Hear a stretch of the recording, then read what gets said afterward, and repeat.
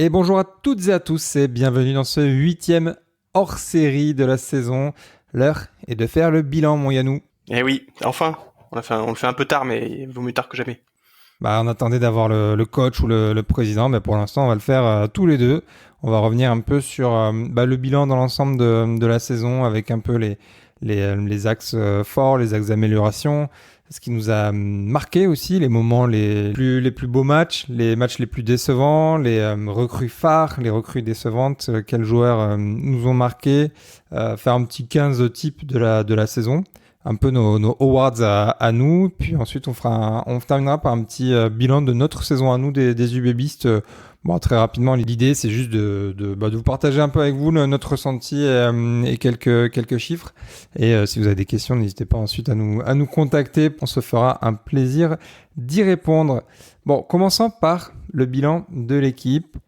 Si on prend les deux compétitions dans lesquelles était engagée l'Union Bordeaux-Bègles, champion de Champions Cup, donc la Coupe d'Europe, et finale de Top 14 où tu perds en prolongation contre le double tenant du titre. Bon, si on te dit ça au début de saison, tu signes direct, non?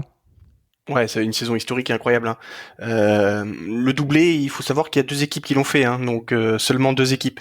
Il y a que Toulouse et Toulon, donc c'est quelque chose de d'extraordinaire en fait. Et ça arrive très très très rarement, même si Toulouse l'a fait plusieurs fois, c'est extrêmement rare. Donc ouais, on a fait une saison historique, hein. Déjà notre premier titre avec un parcours en Champions Cup parfait, où on a plutôt tout maîtrisé jusqu'à la finale.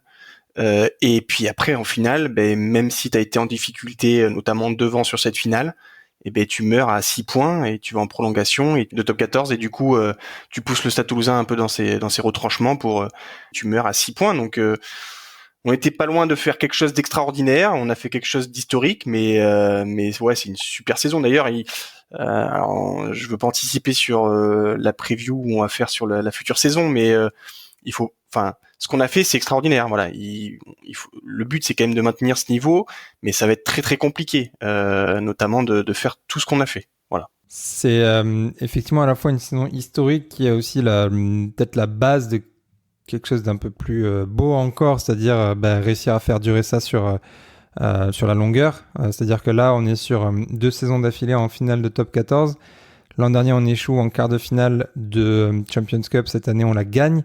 En fait, tu te dis comment continuer à progresser année après année. Alors, est-ce que ça va passer par une meilleure maîtrise en top 14 pour en fait aller chercher cette première place de saison régulière qui semble quand même promise au Stade Toulousain de par la profondeur de leur effectif, mais qui te permet ensuite en fin de saison de potentiellement avoir un jour de récupération de plus. C'est peut-être là où tu as quelque chose à aller chercher. Toujours est-il que là, on arrive à aller gagner cette deuxième place alors qu'on a un RCT qui était assez monstrueux tout au long de la saison, qui a calé un peu sur la fin, mais clairement, ils ont été un redoutable adversaire et on ne s'attendait pas à avoir un concurrent pour cette deuxième place aussi féroce que le Toulon en début de saison. Non, et puis l'année prochaine, c'est pareil, hein. De toute façon, t'auras. Alors, si c'est pas Toulon, ce sera peut-être le La Rochelle qui reviendra, Bayonne qui confortera son place dans les quatre. Donc ouais, on est sur un top 14 de toute façon qui est extrêmement dense, donc c'est toujours très compliqué.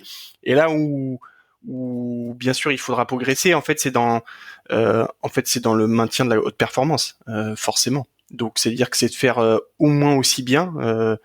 Que ce soit un top 2 et puis après essayer d'aller suivant, tu vois, on a parlé un peu dans le dernier épisode de ce programme, notamment où on fait un déplacement en Afrique du Sud, et forcément on va peut-être pas faire 20 points avec plus 50 ou plus 100 à la fin qui va nous permettre de recevoir jusqu'en demi-finale. Donc tu vois, et c'est possible que même si on termine premier, qu'on aille se déplacer en demi-finale, soit au Leinster, soit à Marseille ou au stadium de Toulouse, tu vois. Donc bon, ça peut être plus compliqué d'arriver et de gagner la finale comme on l'a fait. Mais tu vois, c'est se maintenir à ce haut niveau et ça, je pense on a le staff pour parce qu'on a un staff. On peut en parler.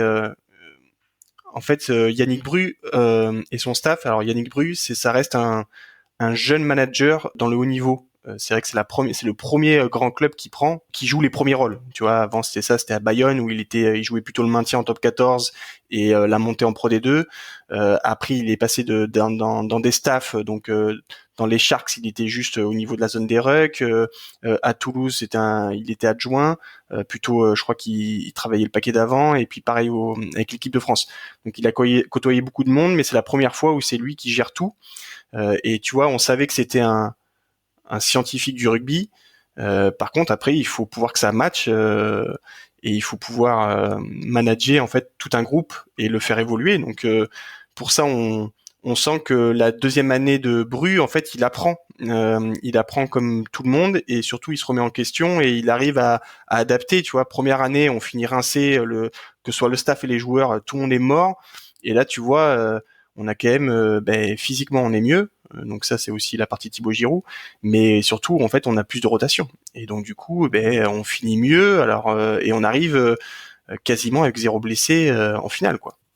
Ouais, quasiment. C'est vrai que ça, c'était un vrai exploit. Et de toute façon, il nous l'avait dit quand il était passé en mars que clairement, c'était sa deuxième saison et que même deuxième saison, tu es toujours en train d'apprendre. Tu vas même juste apprendre les hommes, en fait, genre comprendre le fonctionnement de chaque joueur, de chaque membre du staff pour essayer de tirer un maximum de chacun. Je commencerai, tu vois, sur le staff par dire que on a continué à étoffer en fait notre staff en qualité. T'as un Colony qui est arrivé, t'as un préparateur mental dont j'ai oublié le nom qui est arrivé, qui a aidé les mecs notamment cet été à passer un peu à autre chose après cette finale 2024. En fait, Yannick Bru complète petit à petit son staff pour combler les manques qu'il identifie. Et ça, c'est super intelligent et ça prend un peu de temps. C'est-à-dire que, en fait, tu vas rajouter une pièce ou deux par saison. Du coup, on peut que se dire que ça va progresser. Il y a Sean Sowerby qui est arrivé sur la touche. Ça a mis du temps, notamment parce qu'il manquait aussi des joueurs et que c'était le début et qu'il avait encore des missions avec la Géorgie, etc. Là, on espère qu'en année 2 de Sowerby, ce sera bien mieux. Mais tu vois, le staff, du coup, a été construit comme l'effectif par Yannick Bru sur cette deuxième saison. Ouais, clairement. En fait, il essaye d'optimiser tout ce qu'il peut. Donc, il optimise le temps, il optimise la récupération, il optimise la préparation. Donc, ouais, t'as raison, hein, cette petite synergie. Ouais, c'est des petites briques à empiler pour construire et forcément, ça prend un peu de temps. C'est parfois frustrant, hein. On a quand même eu 6 mois où c'était très compliqué la touche. Et finalement, on finit avec meilleure touche du Champions Cup et que ce soit en demi ou en finale, on a été plutôt propre. Alors bien sûr, quand même dominant. Hein, ouais, et puis bon, il y a eu la mêlée en finale où on a été secoué, mais ça, je pense que c'est parce qu'on a eu quelques blessés et donc on pourra en reparler plus tard, mais sur quelques déceptions, mais je trouve que ouais, ce staff apprend bien et on va encore apprendre, tu vois. J'ai vu l'interview là de Yannick Bru, alors je crois que c'était avec le Middle ou Rugby-Rama, je sais plus, ou pour la gestion de Louis, tu sens que pareil, il y a ils ont identifié, alors tout le monde l'avait vu que Louis jouait un peu trop, mais finalement il arrive encore à être dans la haute performance, mais il a eu ces 3 dernières semaines de top 14 qui en fait il en pouvait plus et tu sens que, et alors ça aussi il faut féliciter le président, tu vois qu'il y a eu une petite réunion en disant voilà, moi je pense que il faut toujours qu'on ait ces 23 qui arrivent en finale, en demi, qui soient au top. Forcément il faut que j'ai des cadors derrière qui puissent remplacer ces joueurs sans perdre trop de niveau et qui permettent de faire la maille. Et le président fait des efforts aussi, c'est pour ça qu'il a recruté Rayassi. Donc ouais, il y a vraiment un bel écosystème à l'UBB. Je trouve que ça bosse bien, c'est intelligent, ça apprend de ses erreurs. Comme tu dis, la notion de préparateur mental, tu vois, c'était un peu flou au début quand on avait eu Konorsa, même lui, tu vois, il en avait pas d'individuel et c'est vrai que je pense que c'est très important d'en avoir un pour le groupe. Je sais que Buros aussi travaille aussi avec une autre personne. T'as Colony, comme tu dis, qui a fait progresser des mecs, hein, que ce soit Yoram, Mathieu Jalibert qui est devenu quelqu'un d'autre, notamment dans la défense. Donc c'est vraiment intéressant, franchement. Et puis tu vois aussi chose que tu vois, c'est est-ce que tes mecs ont progressé. En fait, pour juger un staff, Alors, il peut y avoir individuellement une personne qui progresse parce que elle a plus d'expérience, parce qu'elle a pris de la maturité, parce que elle a travaillé quelque chose spécifiquement. Mais quand t'as autant de monde, autant de joueurs qui progressent sous la main de quelqu'un, c'est qu'en fait c'est tout l'organisme en fait qui marche bien. Tu vois, Moefana était un très bon joueur top 14. Maintenant, c'est devenu un 12 international. Louis, qui devient probablement, il sera peut-être élu meilleur joueur du monde. Ouais. Max Lucu, Mathieu Jalibert aussi pareil. On a une charnière qui a été l'une des meilleures du monde cette année. T'as des mecs comme Beauchaton qui progressent énormément. Enfin voilà, t'as énormément de joueurs qui ne sont plus les mêmes depuis 2 années. Donc tu vois, et donc ça c'est toute une organisation. Ça passe aussi par l'équipe de France, hein, forcément, l'expérience internationale. Donc tu vois, il y a une bonne osmose et je trouve que voir ces mecs progresser, c'est que le staff travaille bien.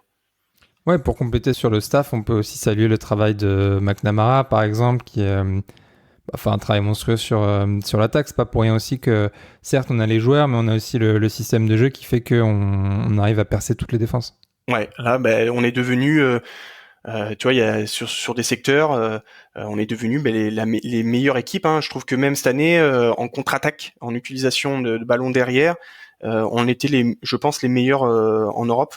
Parce que le Stade Toulousain, sans un Ntama qui était un peu fatigué, un Dupont blessé, forcément il y avait c'était moins fluide et on l'a vu en finale. Hein. Finalement, nos 3 essais, c'est 3 essais d'arrière. Eux, c'est plutôt des essais d'avant. Et puis tout le long de la saison, on a montré cette faculté à switcher entre les ballons de turnover et des gestions de contre-attaque qui étaient assez extraordinaires. Donc ouais, ça, il y a McManara a vraiment beaucoup fait puisque tout le système de contre-attaque est organisé par lui. Donc de toute façon, c'est pas pour rien que Bru allait le chercher aux Sharks. C'est quelqu'un qui aime bien travailler. Donc ouais, lui c'est vraiment une très très bonne recrue. Et puis il y a aussi Thibaut Giroud. Ça aussi, il faut. Alors bien sûr, t'as de la chance d'avoir une saison où t'as été relativement épargné par les blessures, mais il n'y a pas que de la chance. Quand t'arrives en finale de top 14 où finalement dans ton 23 type t'as 2 ou 3 blessés, eh ben en fait c'est qu'en amont t'as très très bien travaillé. Ça peut arriver, hein, t'as des blessures de malchance. Je me souviens Buros où il y a un mec qui lui tombe sur le genou, il se blesse mais globalement je trouve qu'on a plutôt bien géré les mecs. Ceux qui sont blessés, globalement, tu vois, les Coleman, Ouais. les Perchaud, c'est des mecs qui ont une préparation qui est un peu tronquée. Perchaud, je sais pas si tu te souviens, première semaine déjà, il s'est pété pendant la préparation. Coleman, lui, il a fait la saison à rallonge avec le Pacific Nation, etc. Ouais. Donc, tu vois, ceux qui ont eu des saisons un peu tronquées, finalement, ils ont pas été au top jusqu'à la fin. Donc tu vois, il y a peut-être aussi cette relation. Je pense que Thibaut Giroud a vraiment très très bien travaillé. Les Toulonnais, je sais qu'ils aiment pas trop. Ils arrivent pas à voir leur travail, mais pour nous, je pense que là, pour les 2 années qui sont passées, pour le coup, on peut dire que c'est ultra positif. Ouais, on le voit, et on le voit aussi, tu vois, dans son approche de la haute performance au bon moment. Tu vois, quand il disait, par exemple, que avant la demi-finale, par exemple, de Champions Cup, certains se disaient, il faut peut-être reposer les mecs avant cette demi. Et lui avait clairement dit, non, non, il faut qu'ils se mettent à un match de top 14 plein fer pour être performant la semaine d'après parce que ça demande du rythme, quitte à potentiellement péter un ou deux mecs. Mais tu vois, c'était une approche que tout le monde n'avait pas forcément. Tu vois, le Leinster l'a pas fait, par exemple. Ouais, et c'est. Alors lui, en plus, pour le coup, c'est son dada, quoi. Donc, et effectivement, alors l'avenir lui a donné raison, hein, parce que Northampton a fait exactement comme nous. Et en fait, tu regardes le Mm. match, t'as vraiment un décalage entre les courses de haute intensité et la mise en route du Leinster qui a été très longue, même si collectivement ils étaient peut-être probablement supérieurs.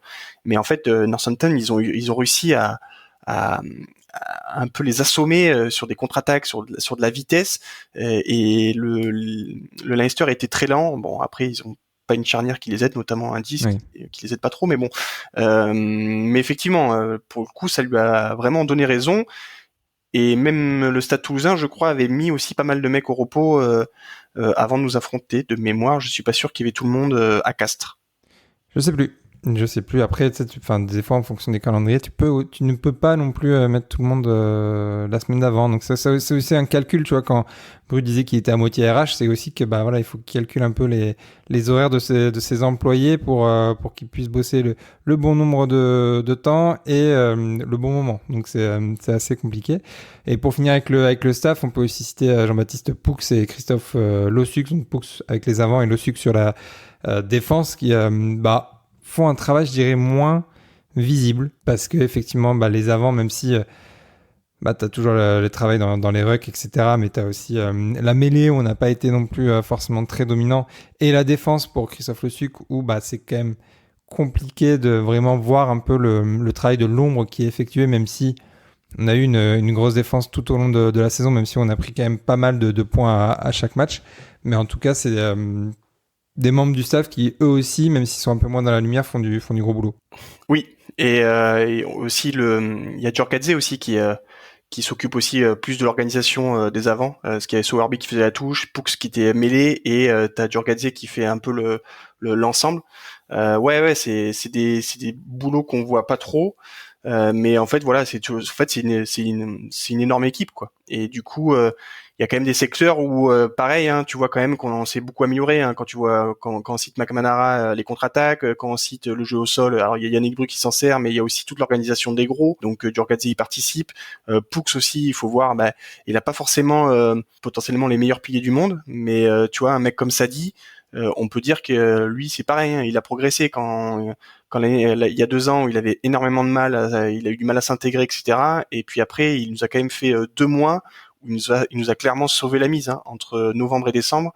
Si on l'a pas, je suis pas sûr qu'on fait la même saison, tu vois. Et pareil en défense, hein, on a une organisation défensive qui est quand même très très costaud. De toute façon, forcément, quand tu fais de la dépossession, si t'es nul en défense, t'es mort. Alors oui, on prend des essais, mais on arrive à mettre une pression, notamment avec nos 2 chasseurs qui sont Penaud et Louis, de mettre une pression telle que on met la pression à n'importe quelle équipe, à n'importe quel fond de terrain, et donc ça c'est important, et ça il y a une organisation à faire, et l'OSU qui participe grandement. Hein. Et on a appris des erreurs du passé, et on apprendra des erreurs de cette saison qui nous ont coûté un match, la finale potentiellement, ou en tout cas il faudra essayer d'apprendre de ce match-là. Je sais pas s'il y a des erreurs qui ont vraiment été préjudiciables sur ce match-là.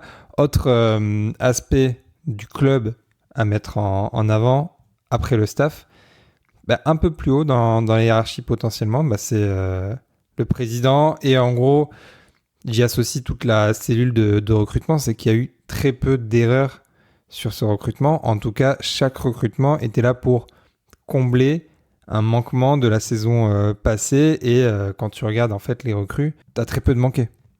Ouais, et en plus tu construis petit à petit un effectif de haut niveau. Donc forcément c'est pareil, ça prend énormément de temps. On n'a pas un effectif comme le Stade Toulousain, et donc il faut que chaque année on arrive à grandir. On essaie de, tu vois, même le recrutant l'année prochaine, tu vois, t'apprends tes erreurs, tu vois, tu sens qu'il y a quand même un échange énorme avec Bru et avec le staff, parce que tu sens qu'on s'est fait dominer par La Rochelle, par Toulouse sur du jeu à une passe, où on s'est fait violenter dans la zone de ruck. Bam, qu'est-ce qu'on fait? On va chercher un Sud-Africain du Pris qui découpe. Tu vois, ça réfléchit que comme ça. Et cette année, c'était pareil, tu vois. On avait quand même une problématique en 5 pour faire de la rotation avec Coleman et Caso. Bam, on va chercher Gray, qui s'était pas gagné, hein, parce que ça faisait 1 an qu'il avait pas joué au haut niveau, et donc il a fallu évaluer sa blessure, faire confiance à des médecins pour voir est-ce que ça peut être bon. Et puis après il a fallu le préparer, puis après t'as plein de petits jeunes, hein. Mathieu pareil qui vient de Pro D2, alors Sweeton ça a été un peu plus compliqué, on en parlera. Ce problématique au centre où on sentait que quand on n'avait pas Moefana et des porteurs, Tapoy c'était un peu compliqué, il pouvait pas assumer les gros matchs.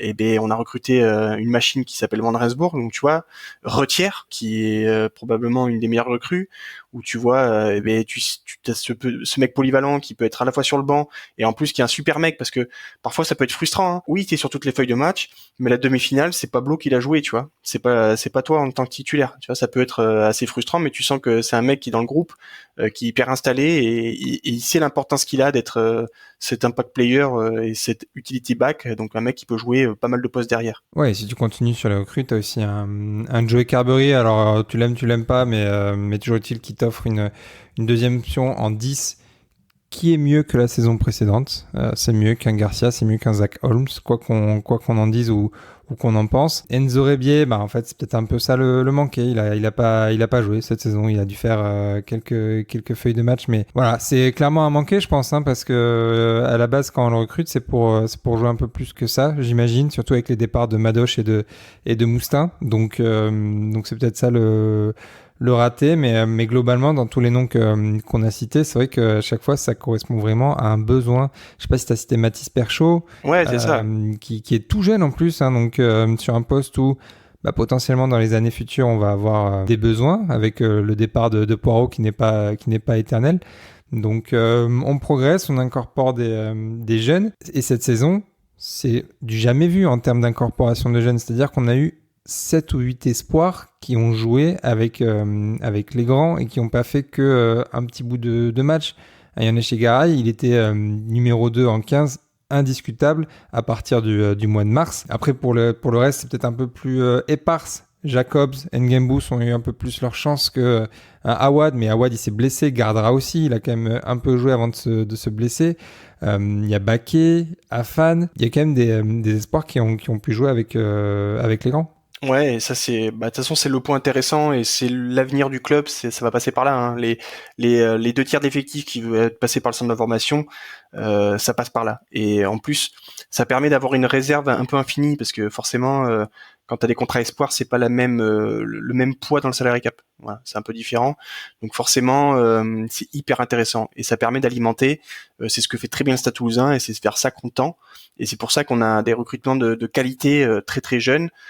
Pour arriver à avoir une équipe de espoir très performante avec un gros groupe espoir et pouvoir ensuite piocher là-dedans. Le seul truc c'est que il faut qu'on arrive à, alors je sais pas comment ça peut se faire avec entre Fredo Garcia et Yannick Bru, c'est que il nous l'avait dit en mars, Yannick, on blesse trop de jeunes de la cellule élite. Donc c'est pas forcément du fait du club. Tu vois, par exemple, Issaïen qui se blesse en équipe de France. Je crois qu'il y en avait un autre qui s'est blessé aussi. Je crois que c'est Gardera qui s'est blessé au Seven. Mais globalement, on blesse trop de jeunes. Donc, est-ce qu'il y a une charge de travail qui est trop élevée? Est-ce qu'il y a pas assez de récup? Est-ce que les jeunes, parce que ça aussi, quand on connaît, quand on est de l'intérieur, forcément, t'as envie de jouer en pro. Donc forcément, toi, tes vacances là, je sens qu'il y a pas mal d'espoirs qui vont s'entraîner avec les pros le 4 août. Ouais. Les vacances, elles vont être tronquées. Forcément, les mecs, ils vont s'y filer pendant 3 semaines pour qu'ils soient aptes à faire une préparation avec les grands. Et je suis sûr que des mecs comme Ibsayen vont faire ça, ou même comme Bobby Bissu. Donc tu vois, c'est la gestion, comment essayer de freiner ces mecs pour qu'ils aient un temps de repos et qu'on pète pas, qu'on fasse pas 3 croisés dans la cellule élite par an. Parce que sinon, ça va être compliqué, ça. Ouais, ça va être compliqué, mais j'imagine que côté espoir, c'est un peu partout pareil, quoi. Je veux dire, le passage obligé, non. T'es pas obligé de passer par une grosse blessure pour ensuite passer pro, mais quand même, c'est assez fréquent. Donc, quand t'as 19 piges, c'est forcément traumatisant d'aller jouer avec des darons de 30 ans. Donc, à voir comment on peut gérer ça au mieux. Mais c'est vrai que c'est la transition, elle est quand même compliquée, quoi. Ouais, mais là, ça fait quand même beaucoup de croisés, quoi. Ouais. Gardera s'est fait les croisés, Awad s'est fait les croisés, Afan s'était fait les croisés. Voilà, ça fait, et ça, parfois, c'est lié à une surcharge de travail, tu vois. Parce que forcément aussi, on l'a pas évoqué, mais il y a une notion de prise de masse. Oui. Et forcément, tu as des corps jeunes, donc tu prends de la masse, et donc si tu prends du poids, mais qu'il faut que tu aies toujours cette performance dans l'impact, dans la vitesse, dans la vélocité, et bien forcément tes articulations, il faut aussi que tu vois, elles se reposent.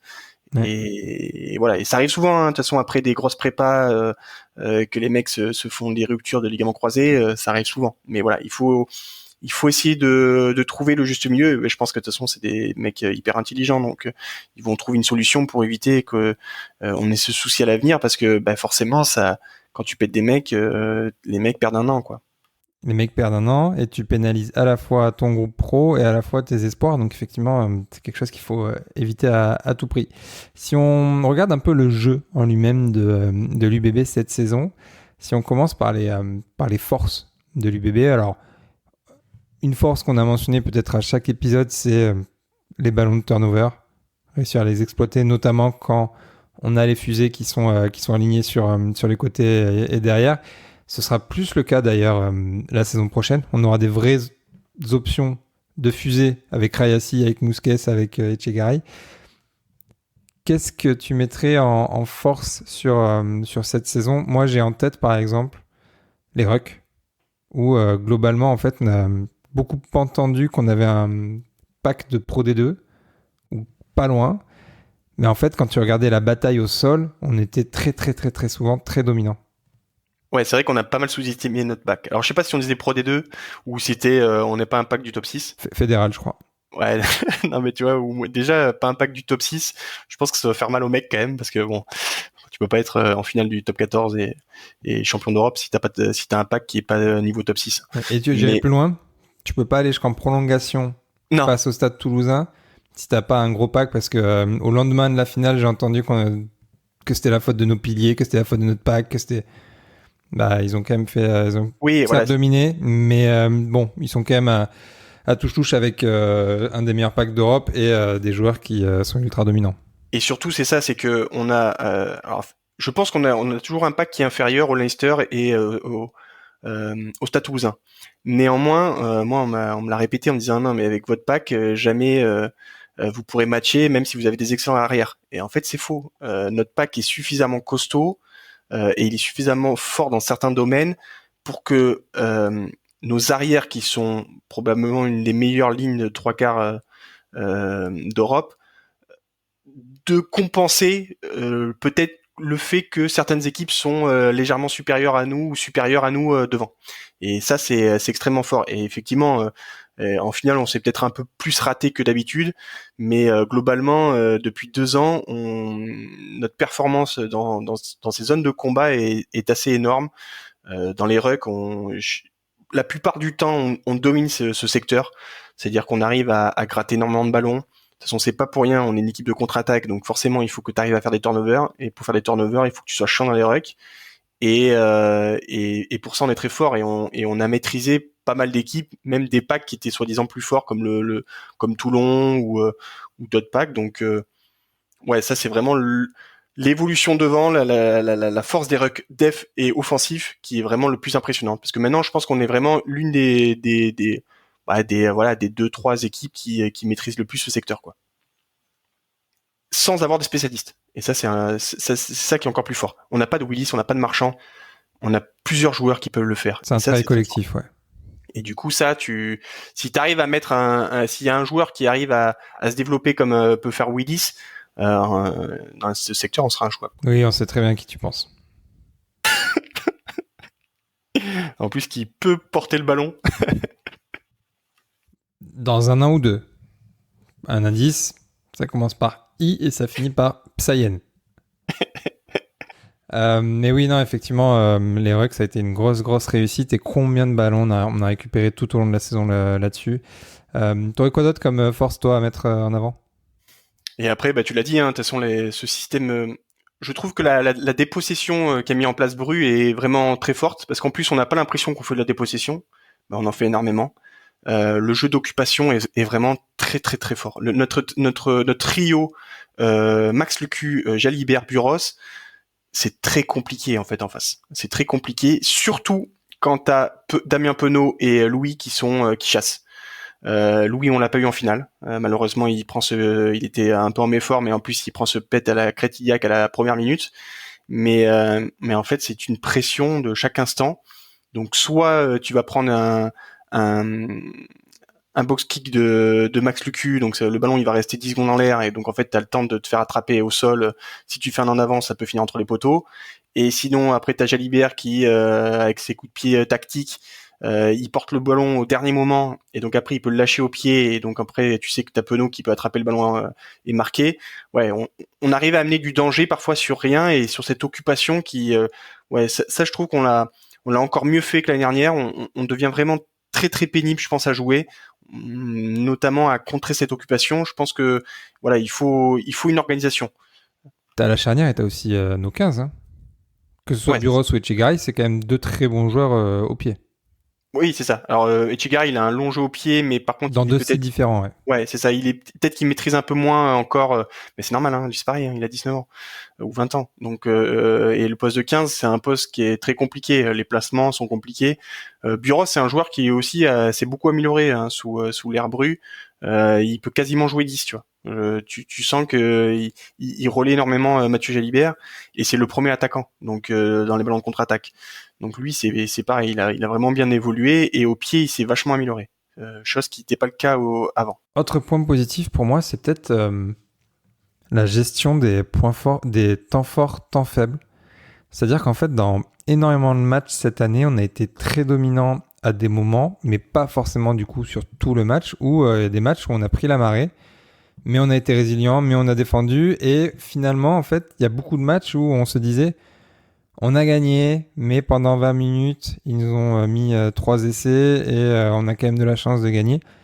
Ben en fait, pour moi, c'est quand même une réussite de gérer aussi bien ces temps forts et piquer avec 4-5 essais en 20 minutes l'adversaire et de gérer aussi à la fois ces temps faibles en défendant, en essayant de limiter la casse parce qu'effectivement, sur un match, c'est compliqué d'être à 100% ou 120% pendant 80 minutes. D'autres diront que bah, c'est un axe d'amélioration. Moi, je trouve que c'est plutôt une force parce qu'en fait, ces matchs-là où tu as un peu deux mi-temps ou deux périodes chacun, bah, en fait, tu les gagnes. Donc, pour moi, c'est plutôt une réussite. Ouais, alors après en plus je trouve qu'il y a deux temps à dégager. Le premier, effectivement, comme tu dis, on a ces trous d'air. Donc à chaque fois on disait que les trous d'air contre le Munster ça passera pas. Bon, ok, ça passe le Munster. Le trou d'air ça marchera pas contre le Stade Toulousain. Bon. Et en fait, comme tu dis, en fait on avait ces trous d'air, mais on était tellement au-dessus que forcément, en fait, en 3 minutes, on pouvait marquer 3 essais. Donc, en fait, ces trous d'air, ils étaient normaux dans le sens où on était tellement dominant que après, on n'était pas concentré tout le long du match. Moi, je le vois plus comme ça. Et en fait, on a une autre réponse, c'est que tous les matchs couperés, vraiment couperés, où là, on n'avait pas de marge. Et ben en fait, on n'a pas eu de trou d'air, quoi. C'est-à-dire que forcément, la demi-finale, on en parlera des matchs qui nous ont plu, mais on n'a pas eu de trou d'air et on a défendu comme des chiens. Toulon, on n'a pas eu de problématique. En Northampton, pareil, c'est-à-dire qu'on a pris, forcément, on a pris des essais, mais on a été constant tout le match. Et la finale, bah là, on a subi un peu, mais on a été quand même ultra courageux et il n'y a pas eu de vraiment trou d'air. De toute façon, moi, j'étais au stade, on respirait pas en fait sur ce match. Il y avait des contre-attaques de partout. Parfois, on subissait. Après, on arrivait à marquer un essai incroyable. Enfin, tu vois, il y a pas eu de réel trou d'air. On a eu des erreurs techniques. Je pense notamment la captation des renvois. Mais on n'a pas eu de trou d'air comme on pouvait avoir Munster où tu prends 3 essais en 2 minutes parce que bah tu fais plus les mêmes efforts. Mais ça, je pense que c'est vraiment lié à l'adversité. Quand tu commences à gagner 29-0 dans un match, bon, ben forcément. Bah, tu lèves un peu le pied ou tu fais une passe de trop ou tu te replaces moins bien, mais c'est plus logique, je trouve. Ouais, voilà. En fait, c'est ça que je voulais souligner. C'est vraiment le côté de. En fait, tu gères tes temps faibles dans le sens où tes temps faibles, généralement, tu les as une fois que tu as fait l'écart et que, bah, effectivement, tu te relâches un peu inconsciemment, mais que, en fait, tu arrivé quand même dans ce cas de figure-là, précisément, parce qu'après, je vais revenir sur un autre cas de figure où là, c'est des trous d'air, mais du coup, plutôt en début de match, et là, c'est quand même un peu plus compliqué. Mais dans ces cas de figure-là, en fait, tu gagnes à chaque fois ton match. Donc, c'est là, en fait, cette gestion où je me dis que, en fait, des fois, tu te prends la marée, mais tu restes quand même serein, quoi. Je pense que c'est normal. Voilà. Après, bien sûr qu'on peut toujours progresser et que c'est bien de garder un niveau de haute intensité tout le temps et de focus. Après, moi, ça me dérange pas tant que ça passe et tant que dans les matchs où t'as pas cette marge, t'es focus Ouais. 100%. Voilà. Après, T'as d'autres points forts, toi, à mettre en avant? non, je pense que c'est les deux vraiment, alors qui étaient déjà des axes forts, mais je trouve qu'on est devenu ultra performant et du coup on fait vraiment partie des meilleures équipes européennes. Ouais. Voilà, il y a d'autres secteurs qu'on va devoir développer, je pense encore. Forcément la mêlée où on n'a pas été tout le temps dominant, la touche où Bah, ça a été on peut en parler aléatoire. tout de suite du coup des faiblesses un peu de l'équipe sur le plan du jeu. On peut effectivement commencer par la conquête parce que la mêlée, on n'a jamais été très dominant. On Bah, a limité la casse quand même sur pas mal de matchs, mais il y a quand même des matchs où on a souffert à cause des absences. Hein. Tu l'as dit tout à l'heure, on a eu des fois des mêlées où tu avais Taoufa à gauche et que forcément bah, c'est compliqué. Et la touche où on a été très longtemps très défaillant. Dernière touche du top 14 pendant la moitié de la saison. Après, ça a été un peu mieux. Mais on peut commencer ouais, par la conquête, par exemple. ouais, la touche on commence. Ouais. Et ben du coup, la touche pour moi, ça a souvent été une histoire d'homme, forcément. Et donc du coup, on a vu que quand on n'avait pas tous nos sauteurs et lifters de haut niveau, et ben ça devenait très très compliqué. Et surtout, il y a eu un homme qui a été petit, qui après s'est plus blessé, et c'est vrai qu'il a pris les choses en main et ça a tout éclairci quoi. Que ce soit en Champions Cup, les mecs défendaient même plus sur nous. C'est-à-dire qu'en plus, Petit pouvait faire ce qu'il voulait comme annonce et personne nous contrait. Et après, on s'est même offert le luxe d'être performant en défensive, ce qu'on n'avait En pas contre, ouais. été. Contre Ouais, Toulon, par exemple. contre Toulon, on a été très très fort là-dessus. Hein. Donc ouais, c'était pareil. Il y a les joueurs, je pense, et puis forcément, hein, nouveau coach, nouvelle méthode. Voilà, il faut que les mecs prennent le leadership. Je pense que d'ailleurs Woki a été recruté pour ça parce qu'on va perdre Petit et lui il va vraiment nous faire du bien là-dessus parce que c'est quand même un mec qui a des annonces faciles parce que forcément il fait 1,96 et il est pas si lourd, enfin il est ultra gainé donc du coup il peut monter hyper vite en l'air donc lui il va vraiment nous aider. Il y a aussi je compte beaucoup sur Gray. Qui avait fait une excellente début de saison et après forcément hein, lui c'est pareil, ça faisait un an qu'il n'avait pas joué, c'était un peu plus compliqué mais c'est un mec qui annonce qui est un super annonceur en touche, donc je pense qu'il va prendre plus de place dans le groupe avec une vraie préparation. Donc ouais, ça me tarde pas mal ça. Je pense que c'est de bon augure. Ouais, mais si on reste sur la saison précédente, la mêlée, toi, t'en as pensé quoi dans son ensemble, du coup, si on dit que la touche, ça a été effectivement pas bien, puis bien. Ouais, la mêlée c'est toujours compliqué. Je pense on peut avoir une mêlée de très bon niveau quand on a Sadi à droite qui est en forme et à gauche quand on a Perchaud ou Poirot. Ouais. Euh, Parce qu'en fait après on a deux joueurs qui sont un peu plus aléatoires. Qui ont un peu le même profil. Je trouve que c'est un peu les mêmes types de joueurs. Boniface et Falatea, qui sont des joueurs qui sont très dynamiques, qui plaquent beaucoup, mais dès qu'ils sont pétés, en fait après tu repars à zéro quoi. Et du coup ils sont tellement pénalisés en mêlée. Falatea, tu vois, il avait fait une super demi-finale contre Toulouse où il avait été plutôt solide. Et d'ailleurs il avait permis à Big Ben d'être impact player et c'est là où c'est le meilleur. Parce que Big Ben il peut pas faire 60-70 minutes comme il a fait trop souvent ou 60 minutes et Falatea le problème c'est que dès qu'il se blesse et bien en fait la remise en route de Falatea elle prend beaucoup trop de temps, tu vois. En finale on l'a coaché comme si c'était un espoir, on a fait rentrer Big Ben une demi-heure, on l'a fait sortir et puis après on l'a fait rentrer entre les demi-temps parce qu'en fait il a du mal à se réenclencher, je sais pas pourquoi. Je sais pas comment ça se fait mais il a vraiment du mal après post blessure. Et il a besoin de beaucoup enchaîner, mais en même temps, c'est un joueur fragile. Donc tu vois, t'es vraiment, enfin, Boniface et Falata, t'es assez emmerdé parce que c'est des joueurs qui ont besoin d'enchaîner pour devenir performants. Et dès qu'ils se pètent, parce qu'ils jouent trop, et bien après ils mettent 2 mois ou 3 mois pour revenir à un niveau correct. Et c'est assez compliqué. Donc la mêlée, c'est pareil, hein, c'est une histoire d'homme. Hein. Je pense que quand on a Sadi Big Ben, on va pouvoir voyager tranquille. Après, quand il y en a un qui est blessé, eh ben, t'es un peu plus compliqué parce que derrière, il faut qu'il soit en forme, quoi. Ouais, et Anscam Barlow, tu vois, il va pouvoir apporter quelque chose en mêlée ou... En mêlée, oui. Je pense qu'il peut amener quelque chose en mêlée, forcément, parce que t'as quand même des talonneurs de mêlée parce que c'est eux qui réfléchissent dans les axes de poussée et c'est eux qui emmènent un peu l'axe de poussée. Donc forcément, tu as des talonneurs qui sont meilleurs que d'autres en mêlée et donc je pense que ça peut aider parce que c'est un joueur qui est assez fort sur ces fondamentaux-là. Ok. Et après, bien sûr, il y a l'intérêt d'avoir une réelle concurrence parce que mine de rien, la motte est quand même au-dessus de ça. Et là, tu as quand même un joueur qui est à peu près de son calibre, donc forcément, ça va pousser Max à faire des performances de haut niveau qu'il fait notamment dans les matchs de phase finale. Parfois, il est un peu plus aléatoire dans les matchs réguliers. Ok. Et du coup, pour continuer sur les faiblesses de cette saison, toi, t'aurais quoi à mettre en avant? Bah alors le but, quand même, je trouve que, alors on l'a peut-être réglé avec Max, mais ça a été quand même un truc qu'on a suivi tout le long. Quoi. Alors le seul match où on fait 100% Ouais, c'est la finale. et on perd.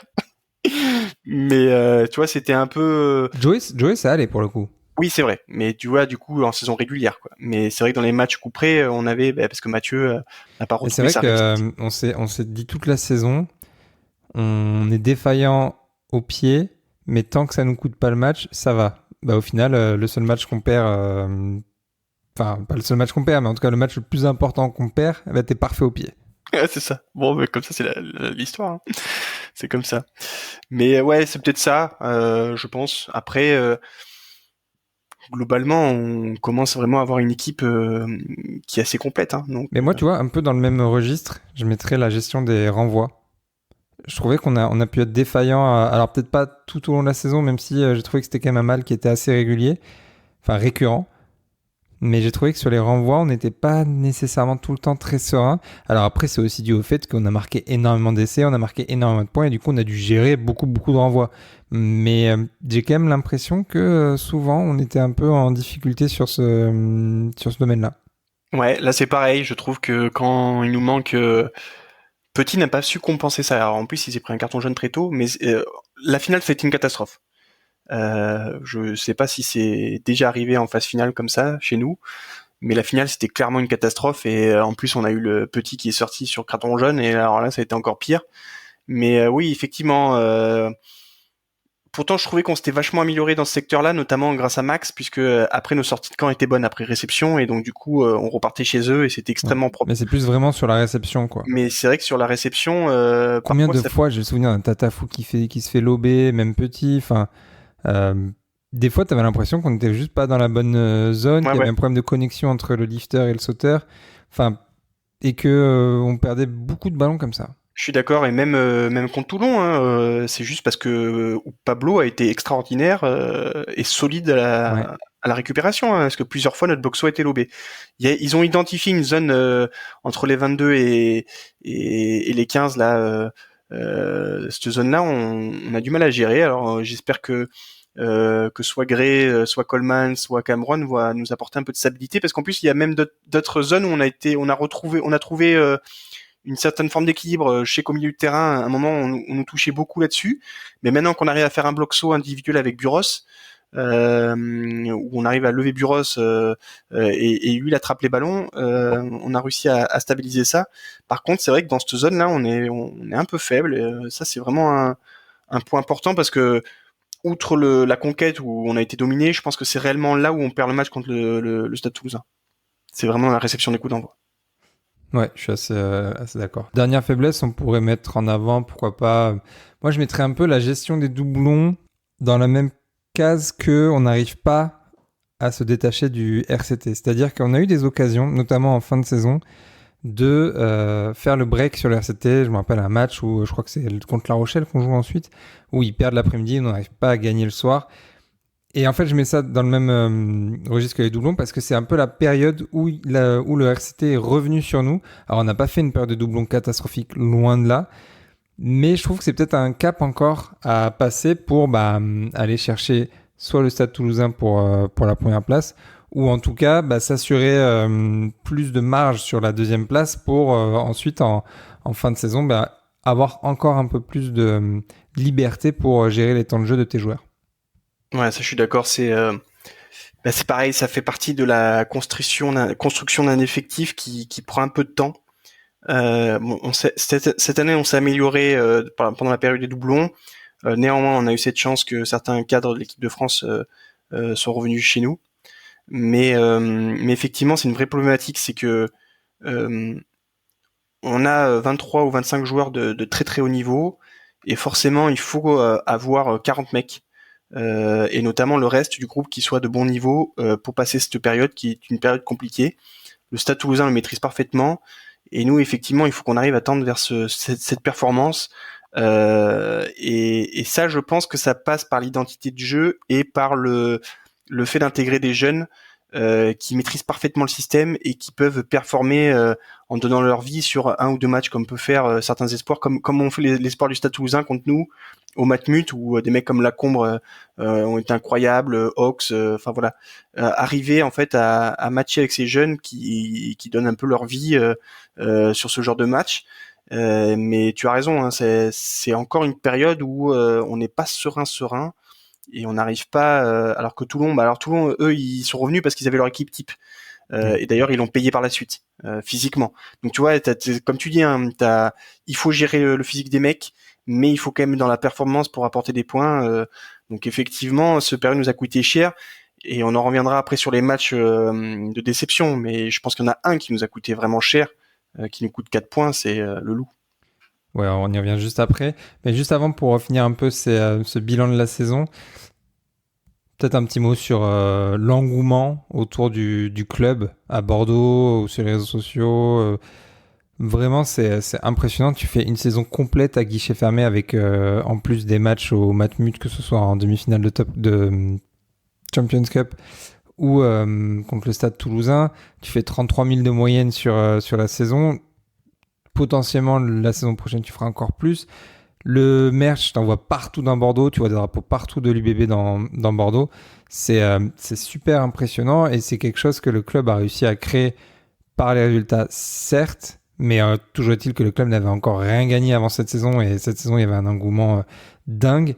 Donc, tu vois, le club dans son ensemble, que ce soit le staff, les joueurs, les équipes communication, marketing, événementiel, etc., a réussi quand même à fédérer un peu une ville autour de son club. Ouais, ça fait plaisir, tout ce monde, tous ces supporters. Donc ouais, c'est vraiment quelque chose de chouette qui se crée.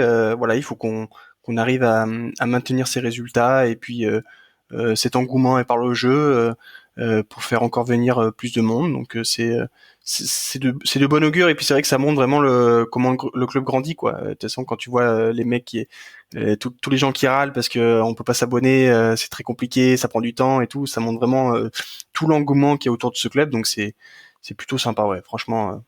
Ouais, et puis que ce soit à domicile comme à l'extérieur, hein. Chaque match à l'extérieur, tu voyais vraiment un COP de Bordelais qui était bien fourni. Et quelle que soit la date ou quel que soit le lieu, hein, que ce soit en Europe ou en France, on était très très bien représenté. Je dirais pas qu'on est parmi les mieux représentés, mais j'en pense pas moins. C'est-à-dire que franchement, il y avait du monde.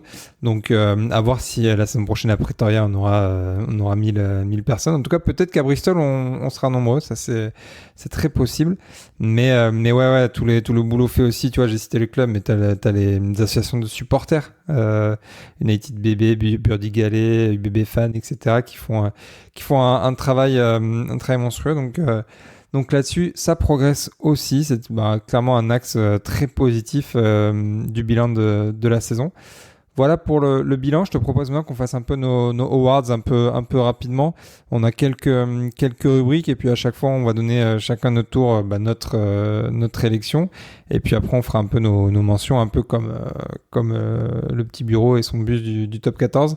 Alors pour toi, Yann, le meilleur match de la saison. C'est pas forcément le plus beau, pas forcément le plus abouti en termes de jeu, mais celui qui t'a le plus marqué. Bon, moi c'est la demi, hein, de toute façon de Champions Cup qu'on a fait ensemble. En plus, je vais reprendre tes mots, mais c'est le match le plus abouti. C'est le plus abouti de la saison où on a vraiment fait un match parfait. Donc, je pense que c'est là où c'est ce match-là qui nous a permis de dire que ouais, en fait, ça y est, on rentre dans une autre catégorie d'équipe. Voilà, on a réussi à battre le Stade Toulousain, on a assumé notre statut. On n'a pas fait d'erreur, on a marqué des beaux essais, on a été costaud devant, on a montré à tout le monde que devant on n'était pas n'importe qui.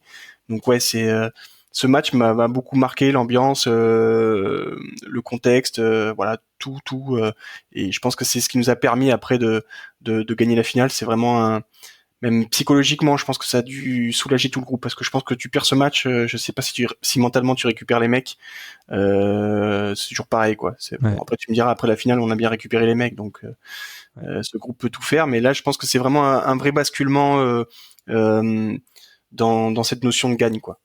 Ouais, puis tu vois clairement que tu peux battre le Stade Toulousain en phase finale d'une compétition et ça c'est clairement quelque chose qui te débloque et qui t'ouvre les portes de la finale que tu gagnes derrière. Donc forcément, c'est effectivement. Alors moi, il était très haut dans mon classement, ce match-là. Mais du coup, je vais peut-être en mettre un autre. Et tu vois, alors il y a des matchs à l'extérieur un peu marquants de la saison. Tu vois, à Pau, la victoire qu'on va arracher à la fin. À Castres aussi en fin d'année 2024. Même au Stade Français, je trouvais le match où tu vas gagner le point de bonus. Bah, tu y étais d'ailleurs. Oui. À Jean-Bouin.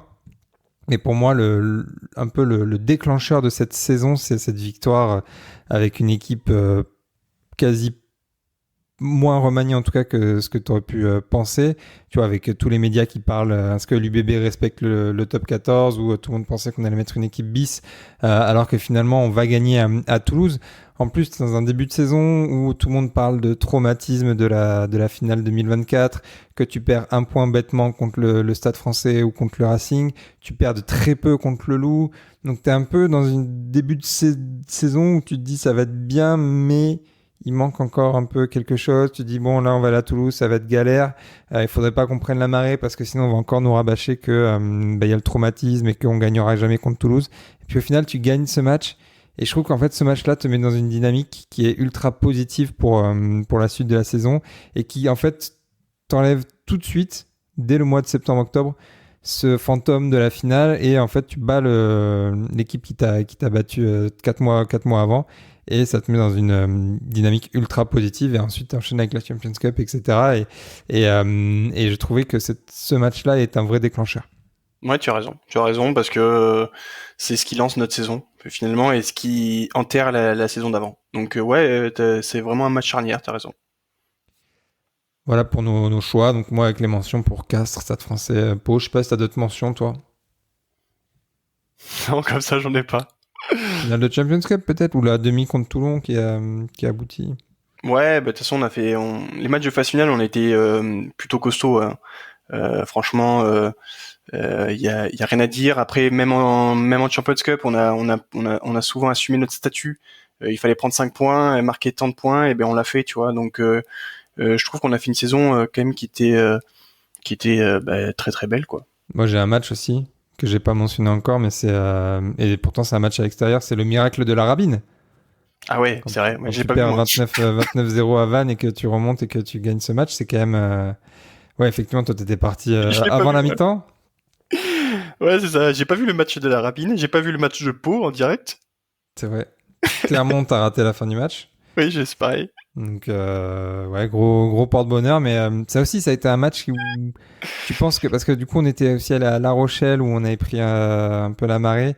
Et en fait, tu te dis qu'en fait, on n'y arrive pas à l'extérieur, que on manque de profondeur d'effectif. Et puis, en fait, tu trouves quand même les ressources. Tu perds Jalib au bout de 10 minutes, il me semble. Ouais, c'est ça. Même pas. Et tu te dis, en fait, bon, ben, ok, on va gagner tous nos matchs à domicile, mais il nous manque de la profondeur et ça va nous empêcher d'aller viser ce top 2. Et en fait, tu arrives à enclencher et derrière, bah, tu vas gagner à Castres, tu vas gagner au Stade Français, à Pau. Donc, tu t'enchaînes quand même quelques victoires à l'extérieur.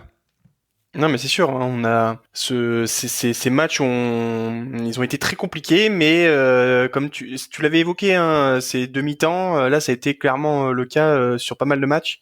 Même Pau, hein, on s'en sort et c'est Louis qui nous sauve. Et mine de rien, on est un peu dominé, mais on a été très solidaire, on lâche jamais rien et on a toujours ces coups de génie qui nous permettent. Je pense que si on veut s'améliorer plus tard, c'est vrai, il faudrait qu'on ait plus de maîtrise, notamment à l'extérieur pour vraiment moins stresser quoi et que je regarde tous les matchs en entier. Bah, c'est un petit peu un point faible qu'on aurait pu citer. Hein. C'est les entames de match à l'extérieur notamment. C'était très compliqué cette année où on prenait des fois 20 points en 20 minutes et tu fais bon, bah, qu'est-ce qu'on va faire? On va essayer d'arracher un point à Clermont par Timo Mathieu. On va essayer d'arracher la victoire à la Rabine. Mais du coup, toi, ton match qui a été la plus grosse déception de la saison? Et ben c'est le premier match des doublons, qui était un faux doublon, qui est le match contre le Loup à domicile. Je trouve que on est un peu passé à côté, et je pense que Yannick Bru a aussi appris, tu vois, il nous l'avait évoqué un peu ce match. Forcément, il y a peut-être pas une super préparation, peut-être pas qu'il remettrait aussi les internationaux qui font les allers-retours et que forcément, en fait, t'as une charge mentale, t'es pas forcément présent, et il nous a manqué un peu de tout, et ces 4 points qui nous manquent. En fait, après, c'est ce qui nous a mis la pression avec Toulon et forcément, on aurait pu aborder plus facilement ces doublons et peut-être plus libérés et peut-être qu'on aurait fait encore de meilleurs doublons. Ouais. Donc, je pense que c'est le match où ça a été très compliqué et qui a été très décevant. Ouais, et c'est un peu là où, tu sais, quand on disait tout à l'heure, bah, les axes d'amélioration, c'est être plus consistant toute la saison, notamment sur la phase des doublons, etc., où tu peux prendre un peu le large. Bah, effectivement, c'est ce match-là qui illustre parfaitement ce cas-là. Et Yannick Bru nous l'avait dit, c'est un peu son regret de sa première partie de saison, c'est les 2 matchs contre le Loup qu'on perd. Bon, je vais peut-être commencer la prochaine section parce que tu es en train de me piquer tous mes matchs. Et du coup, moi, en déception, je mettrais la finale de top 14. Ouais.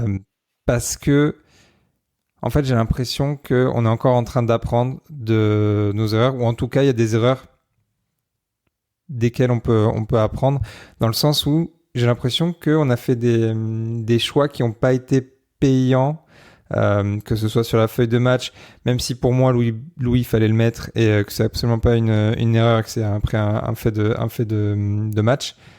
Mais tu vois, par exemple, la rotation, j'ai l'impression on s'est trop laissé happer par l'enjeu du match, qu'on n'a pas voulu mettre les mecs comme Carberry ou Johnny Gray qui sont rentrés qu'à la 95e, et qu'en fait on s'est un peu fait manger le cerveau par en fait l'enjeu, la domination toulousaine, et que du coup on n'a pas joué non plus notre rugby, non, mais en tout cas on n'a pas suivi notre plan de jeu, alors que en fait on avait quelque chose qui fonctionnait jusqu'alors. Le banc 5-3 on l'avait fait contre Toulon, mais est-ce qu'il fallait le refaire contre Toulouse, alors qu'en fait le 6+2 marchait très bien. Voilà, est-ce que sur des finales, il faut, tout changer? Non, parce qu'on n'a pas tout changé, mais en tout cas, s'adapter autant, alors que, en fait, tu as une formule qui marche très bien. Ouais, je suis d'accord. Je pense que le 6-2, ça a dû être une grosse discussion. Et comme tu dis, le sentiment, c'est qu'on n'a pas été assez acteur du match. On a un peu plus subi. Tu vois, les mecs, ils voulaient pas faire rentrer Carberry Gray parce que forcément, le dernier quart d'heure, on recommençait à dominer les avants de Toulouse. On recommençait à gagner les impacts. Toulouse était sur le reculoir. Est-ce qu'il fallait changer, pas changer? Donc c'est vrai qu'on n'a pas été assez acteur, peut-être. Bon, et en plus, de toute façon, c'est toujours pareil, hein, quand tu perds, t'as tort. Donc, c'est ce que j'allais dire. C'est comme pour Louis Bielbière, et il joue pas ou il se blesse, t'as tort de le mettre. Voilà. Toujours est-il que c'est facile de juger après, a posteriori. Quand nous on a vu la compo, on était ravis. Enfin, pour le coup, on n'avait rien à y changer quasiment. Non, mais c'est ça. Donc, et puis voilà, si jamais Big Ben s'isole pas et on arrive à faire jouer et qu'on marque le premier essai en prolongation, on dit que Bruce c'est un génie avec son 5+3, quoi. Donc bon, c'est toujours pareil. Ça se joue à rien. Donc la pièce est tombée du mauvais côté. Voilà. Du coup, on a des choses sur lesquelles il faut qu'on construise. Le meilleur joueur des avants alors pas le meilleur joueur intrinsèque, en tout cas pour toi le joueur de la saison devant. Première partie de saison, je trouvais que Gazzouti... Non, commence pas à me faire 2 joueurs. Je veux un joueur. Non, je vais ça va. Je vais. Ok. Alors, je vais choisir qu'un joueur là. Parce qu'en plus tu commences donc Donc du coup, la première partie de saison, c'est pour faire un petit rappel pour les auditeurs. J'avais élu Gazzotti, que je trouvais qu'il avait été très impressionnant sur les premiers mois. Mais globalement, celui-là qui a fait une saison extrêmement pleine, qui s'est très peu blessé, qui a été dominant, qui a même su évoluer dans son jeu, c'est Cyril Cazot. Voilà, je t'ai pris trop. Vas-y. En plus, moi, Cyril Cazot, c'était mon joueur de la première partie de saison. Et donc là, que je garde du coup, j'allais garder pour la saison entière. Et là, t'as lu le script et tu me le piques. Non, mais ça, c'est vraiment intolérable. C'est une honte. Bon, vas-y, continue sur Cyril Cazot. J'essaie d'en trouver un autre. Et du coup, ouais, c'est vraiment le joueur qui m'a plus impressionné parce que il a même évolué dans notre système. Maintenant, il arrive à être encore plus porteur. D'ailleurs, on le décale même on fait des touches raccourcies, on le met dans le centre du terrain pour qu'il gagne des mètres. Donc ouais, il a vraiment bien évolué. C'est un joueur qui est très très propre. Ouais, il a juste eu un pétage de plomb contre le Munster où il a fait toutes les fautes de l'année. Pour sa 200e. Pour sa 200e. Mais globalement, c'est un joueur qui est extrêmement discipliné, qui est très propre, qui déçoit rarement. Donc chapeau Cyril. Ouais, chapeau, ouais. Du coup, moi, j'ai trouvé, et tu vois, j'ai des mentions pour Jefferson Poirot qui a été là toute la saison, pour un Pete Samu qui a été impérial sur, pas toute la saison parce qu'il a pas trop joué au début, on savait pas trop pourquoi, mais dès qu'il a joué, il a été impérial. Pour Maxime Lamotte aussi qui a été monstrueux. Et du coup, je vais mentionner celui qui a changé un peu la face de notre conquête, en tout cas de la touche, qui était vraiment notre plus gros défaut. Du coup, je vais mettre Guido Petit, en plus, qui nous quitte. Donc c'est un petit hommage aussi. Mais du coup, je vais citer Guido Petit. Après, t'as d'autres joueurs qu'on pourrait citer. Mais l'impact qu'il a eu sur notre saison, le fait qu'il ait pu jouer en deuxième ligne et qu'il soit passé au moment du printemps en troisième ligne, irréprochable. Le soufflon qu'il met à Konorsa à Bayonne aussi, légendaire. Enfin, voilà, Guido Petit pour vraiment l'impact qu'il a eu. Pas forcément sur toute la saison, parce qu'en première partie de saison, il était moins là, mais en tout cas, c'est celui que je choisis, du coup, vu que tu m'as volé salement Cyril Cazot, qui fait l'unanimité d'ailleurs. Ouais, je pense. Franchement, là, il y a pas à dire. En plus, il avait quand même un sacré concurrent entre Coleman et Gray, et voilà, il a mis tout le monde d'accord. Hein. Ouais. Il est juste ultra performant. Ultra performant. Et du coup, derrière, c'est moi qui vais commencer. Toi, je Et pense qu'on a le même. Ouais, je pense aussi. Mais qui n'est pas le même que beaucoup d'ailleurs, je pense. Mais moi, je vais mettre l'âme de cette équipe, celui qui a été. Il n'a pas eu un mauvais match, ou peut-être un, mais je sais même plus lequel.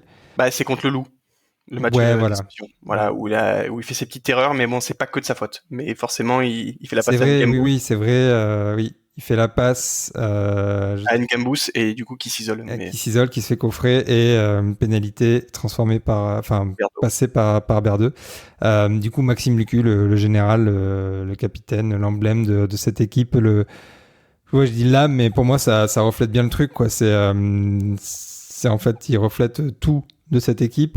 Et si c'est pas le maître à jouer, c'est en tout cas pour moi le leader et la pièce qu'il te faut absolument dans ton équipe quand tu débutes un match, de par sa qualité de jeu, de par le fait qu'il te sauve de situations avec son jeu au pied, son leadership, mais aussi sa rage communicative quand il harangue. Tu vois, quand il rentre au Matmut ou à Chaban, quand Matmut c'était en demi-finale de Champions et qu'il harangue la foule, contre le Munster aussi, il avait fait. Enfin voilà, c'est vraiment pour moi le mec qui fait le liant de toute cette équipe et de tout ce club avec son public. Donc, ouais, pour moi, Maxime Lucu est juste. Sans vraiment trop, pour moi, de réfléchir, ou en tout cas, oui, il y a d'autres joueurs qui ont été très bons, mais pour moi, cette saison, c'est Maxime Lucu. Ouais, il fait partie de ces joueurs qui ont changé de dimension. Même en équipe de France, son statut a changé. Et puis chez nous, juste monstrueux. Hein, t'as raison. Hein, ses sorties de camp, pied droit, pied gauche sont incroyables. Il peut faire 25 plaquages par match. Il s'est même permis d'être plus offensif. Ça aussi. Ouais. Tu vois quand les mecs s'améliorent, lui ça fait partie de ces joueurs qui commencent à devenir vraiment beaucoup plus forts.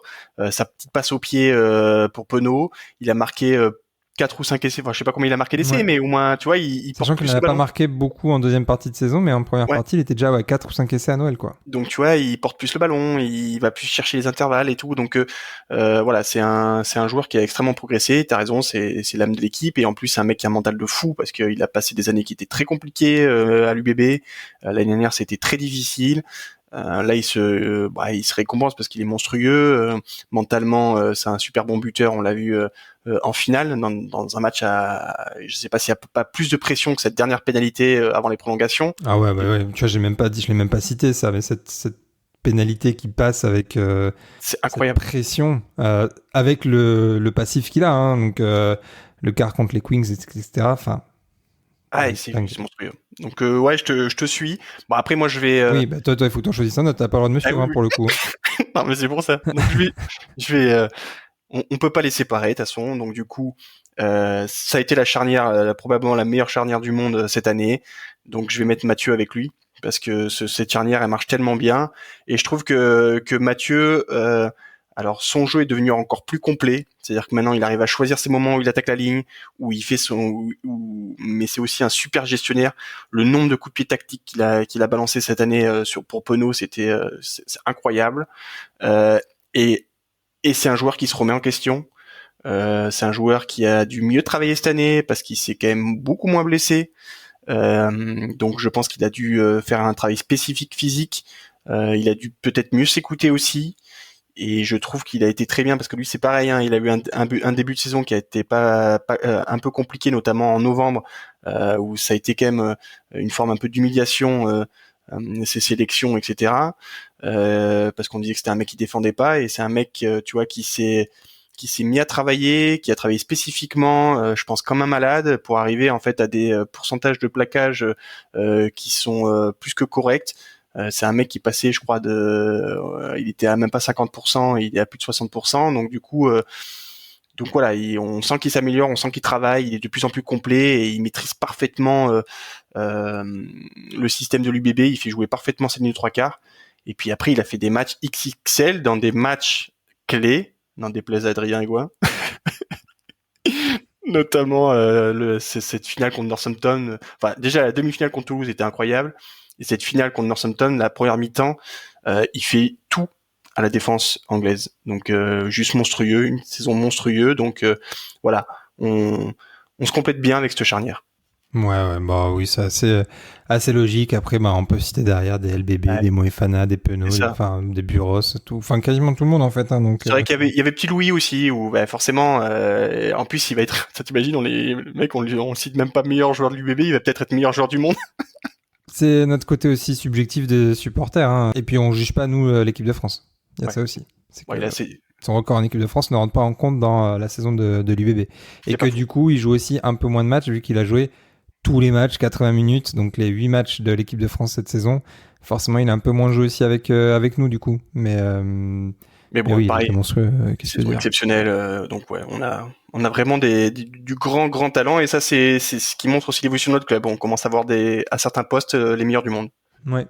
Et une petite section qu'on n'avait pas forcément prévue, mais je me dis que c'est quand même bien de la faire parce que oui, c'est bien de dire ce qui a été, mais du coup, peut-être un joueur déception, un joueur dont tu attendais plus et qui t'a un peu déçu.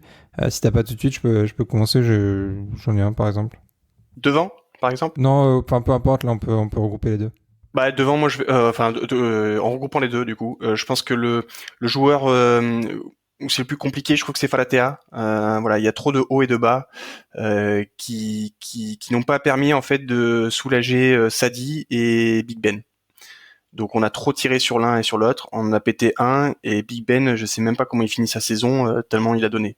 Donc voilà, c'est peut-être la déception. Ce serait bien qu'à un moment on arrive à avoir les trois en même temps en forme. Un jour peut-être. Mais oui, effectivement, je l'avais en mention. Mais moi, je vais mettre un peu ton chouchou que tu as enlevé de ton image de profil sur Twitter. C'est Tevita Tatafou. En fait, c'est une déception parce qu'il avait fait une tellement grosse première saison avec nous, tellement impressionnante, tellement game changer, tellement impactant, qu'en fait, tu t'attendais à avoir la même chose cette saison et qu'il n'a jamais, ou quasiment jamais, été au niveau de sa première saison. Il revenait bien plutôt au printemps, mais en fait, il a été sorti de la rotation. Il s'est un peu blessé aussi.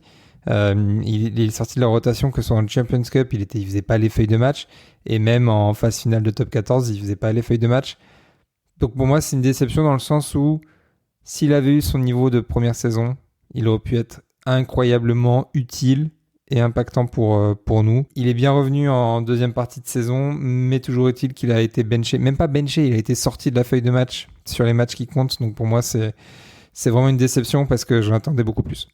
Ouais, ben t'as raison, il a eu un début de saison qui était très compliqué.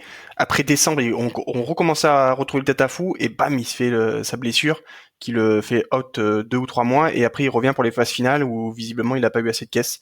Donc ouais, c'est une grosse déception, mais l'avantage par rapport je trouve à Falata, où après on tournait qu'à deux piliers de haut niveau, c'est qu'en fait on a eu Pizzamu qui est arrivé et Ah oui, bien sûr. qui a marché sur l'eau. Alors c'est l'avantage, c'est que finalement ça a été moins impactant que j'aurais pu enfin tu vois, le croire ou le prévoir, Ouais. parce qu'il a tellement été omniprésent cette première saison que je me disais putain merde, alors là on n'a plus notre crew porteur, comment on va faire quoi. Samu en plus joue quelques feuilles de match, et en fait il a, tu vois, l'avantage c'est que des mecs ont haussé leur niveau et ont permis de compenser ça, heureusement d'ailleurs. Donc ça montre aussi un peu la force du collectif, mais je suis d'accord avec toi, il nous a manqué, je trouve, notre Tatafou. J'ai pas fait beaucoup de vidéos de lui, quoi. Ouais, c'est vrai. Mais tu vois, c'est aussi ça qui me fait me dire, on en reparlera plus tard, mais que finalement, tous ces départs en troisième ligne, bah, derrière, on a de quoi combler, un peu comme effectivement ce qui s'est passé avec Tatafou et Samu. On passe aux recrues, du coup, qui ont été quand même ultra importantes cette saison. Devant, tu choisirais qui parmi la meilleure recrue de l'année, la plus utile, celle que tu as préférée, sachant que devant, du coup, on a du Mathis Perchaud, Temo Mathieu, Lachlan Swington et Johnny Gray. Bah, c'est Johnny Gray qui arrive naturellement, parce que je trouve qu'il nous a extrêmement bien aidé une grande partie de la saison. Après, ça a été un peu plus compliqué. Il s'est blessé un peu en novembre. Après, il s'est reblessé par la suite. Il devenait un peu fatigué, mais tu sens que c'est un joueur de très très haut niveau qui en avait un peu plein les pattes. Mais j'attends de le voir avec une vraie préparation physique, avec une vraie période de repos et ensuite enchaîner sur une période physique pour après redémarrer le top 14. Je pense que ça va être la vraie bonne surprise encore de Ouais. cette saison. Donc pour moi devant c'est lui qui m'a le plus marqué parce que forcément Matisse il a été beaucoup blessé le pauvre, donc Ouais. plus compliqué, même si tu sens tu vois, tu sens que c'est un très bon joueur quoi, parce que il tient bien en mêlée et il a que 22 ans, donc il apporte certaines garanties. Ouais. Bon, là, vu qu'on est un peu limité par les choix, je m'octroie la liberté de choisir le même, mais je vais quand même souligner Mathis Perchaud et Mathieu. Alors Mathieu, pour la première partie de sa saison où il a énormément apporté, il était bien en Cannes, il te rapporte un point de Clermont. Vraiment, il a impressionné tout le monde. Il était mentionné aussi pour rejoindre le groupe France. Je me demande s'il n'a pas rejoint le groupe élargi Si, à un ouais. moment. Oui. Donc gros début de saison. Et Mathis Perchaud, moi, il m'a impressionné à son retour de blessure là en fin d'année où il a été plus qu'une doublure de Jefferson Poirot. Il sortait souvent du banc, mais toujours avec des actions un peu décisives et cette assurance en mêlée. Donc les deux, j'ai trouvé super intéressants. Ils sont tous les deux très jeunes. Donc il va falloir continuer de bosser et confirmer la saison prochaine. Mais tu vois, sur les quatre, tu dis que potentiellement les quatre, la saison prochaine, ils vont pouvoir vraiment exprimer leur plein potentiel. Ouais, c'est cool. Mais t'as raison, hein, Mathieu, c'est toujours pareil, hein, c'est une première saison de top 14 aussi, il faut pas l'oublier, hein, Faut rappeler qu'il vient de Biarritz en Pro D2. donc tu vois, il faut pour pouvoir l'encaisser ça aussi, hein, c'est une nouvelle préparation, c'est parfois même un nouveau physique, enfin voilà, il y a quelque chose à encaisser et forcément tu fatigues un peu plus vite. Je suis pas inquiet, c'est vraiment un athlète. Et puis Mathis, tu as dit, hein, lui, il faut vraiment qu'on arrive à gérer ses blessures parce que c'est vraiment un très gros joueur, hein. Sa demi-finale contre Stade Toulousain était très bonne. Il a super bien tenu en mêlée et puis il est actif dans le jeu. Et puis il a que 22 ans, quoi, ou 23 ans, je crois. Donc c'est encore un enfant, hein, pour être pied gauche, hein. Donc c'est vraiment Ouais. un potentiel énorme. Diamant à polir. Derrière, du coup, tu as le choix entre Juan Janse Van Rensburg, Enzo Rebier, Joey Carberry ou Arthur Retière. Toi, je sais qui tu vas choisir, donc je vais pas te le prendre. Bah, prends qui tu veux. Moi, voilà, j'hésite entre deux joueurs, c'est pour ça. Oui, Donc, en fait, je me doute, oui. T'hésites pas avec alors, les deux autres, je voilà. comprends. Donc c'est avec Bon, les vas-y, choisis. deux remplaçants de luxe, mais voilà, je vais choisir Arthur parce que je trouve qu'il a fait, ça a été le remplaçant de luxe qui a su en plus dans des moments clés être extrêmement précieux. Pareil, la demi-finale, sa rentrée où il fait deux grattages énormes. En finale, il rentre très très tôt. Et avec la réorganisation où Louis passe 15 et il fait un match exceptionnel. C'est un joueur qui se plaint, je l'avais dit, hein, il se plaint rarement parce que c'est le joueur idéal pour être sur le banc. Et parfois il y avait même des joueurs qui étaient peut-être derrière lui dans la hiérarchie, mais qui sont passés titulaires. Je dirais par exemple Pablo, et donc c'est lui qui était encore sur le banc parce il est tellement important sur ce banc parce qu'il peut couvrir plusieurs postes et il est très fort quand il rentre que t'es quasiment obligé de le mettre. Et il fait une super saison, il fait quelque chose d'historique puisqu'il gagne 3 Champions Cup avec 3 clubs différents. Donc vraiment la bonne recrue.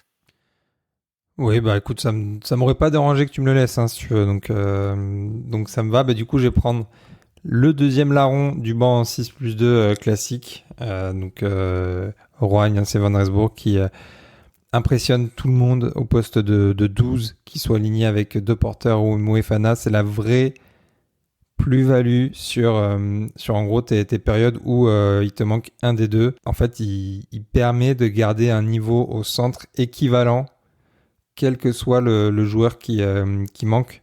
Et du coup, pour moi, c'est d'autant plus une grosse plus-value que la saison passée, on avait Tanivili. Enfin voilà, l'upgrade est impressionnant en fait. Et là où tu vois, l'upgrade Madoche, Retière est dans un style différent, mais il est moins impressionnant. Là, clairement, il n'y a pas photo. Non mais rien à dire, hein. Et d'ailleurs, je crois qu'il est parmi les sélectionnés pour le meilleur 12, alors qu'il n'y a pas Moefana. Voilà, c'est pour dire Ah ouais, de la LNR. visuellement comment il a impressionné. C'est-à-dire qu'il il est plus que le titulaire. Voilà, il est élu alors que le titulaire ne l'est pas. Donc c'est assez rigolo. Mais ouais, non, c'est vrai que c'est un joueur important qui est un gros porteur, qui nous a fait extrêmement du bien. Donc lui, ça fait partie de cette construction de notre effectif qui est extrêmement impressionnante. Bah non, c'est un sans faute là-dessus sur les deux qu'on a cités. Bon, du coup, peut-être recrue déception. Alors, il nous reste plus grand monde, mais bon, on a un peu tous le même nom, j'imagine, vu que moi je l'ai déjà cité plus tôt dans l'émission. Donc, si tu veux, en gros, ça se joue un peu entre Enzo Rebier et pour certains Joey Carberry. Ah, moi j'aurais cité. Alors c'est une déception, mais c'est pas trop de sa faute, mais parce qu'il s'est pas trop intégré, c'est Swinton. J'attendais beaucoup de lui parce que pour moi c'était le Kramer australien avec cette faculté d'être extrêmement important dans ces zones où on a été faible, notamment contre des équipes très physiques, qui c'est zone 1 et 2, où après c'est pour ça qu'on a recruté un mec comme Duprise. Mais je pense qu'il nous aurait fait extrêmement bien dans cette violence-là. Et le problème c'est que dès le premier match, il me fait une cathédrale. Contre le Racing, ouais. Et donc il suspend et après il se fait un problème au tendon rotulien. Donc bon, c'est une déception parce que j'attendais beaucoup de son impact physique. Ouais, je vois ce que tu veux dire. Après sur la blessure, enfin tu peux pas. Non, tu peux rien faire. Je veux pas dire que c'est de sa faute et qu'il était nul. Mais tu vois, j'attendais tellement de lui et c'est vrai que il m'a déjà frustré avec ce cathédrale qui servait à rien dès le début, quoi. Ou qui lui a fait louper quand même quasiment 6 semaines. Donc tu vois, ça commence à faire beaucoup pour un mec qui essaie de s'intégrer. Donc voilà, d'ailleurs j'attends beaucoup de lui l'année prochaine parce que je pense que ça y est, il sait ce que c'est le top 14, il sait ce que c'est le travail qu'il va devoir faire pour jouer un top 14. C'est pas le super rugby. Voilà, il faut défendre fort, etc. Donc j'ai vraiment confiance en lui et je pense qu'il va vraiment nous apporter dans cette problématique où on subit trop entre lui, Coleman, Duprise. Je pense Gazzotti, on peut vraiment avoir cet axe fort qui va nous permettre de contrer certaines équipes physiques qui nous faisaient mal dans ce secteur. Ouais, l'année 2 de Lachlan Swinton, elle peut être terrible. C'est ce qu'on souhaite. Bah écoute, ça m'arrange que tu aies choisi Swinton parce que comme ça, j'ai pas à choisir mon petit Joey et du coup, j'allais sur Enzo Rebier, mais ça je l'ai déjà dit, donc je vais pas non plus m'éterniser, mais c'est vrai qu'on espérait le voir plus jouer, qu'il performe plus. Je trouve qu'il a aussi beaucoup pâti de ce match contre Toulouse en septembre-octobre là qu'on gagne là-bas, où il se fait rattraper par Ntamak et du coup tout le monde a un peu dit en fait c'est un ailier qui va pas vite, donc c'est un peu rédhibitoire.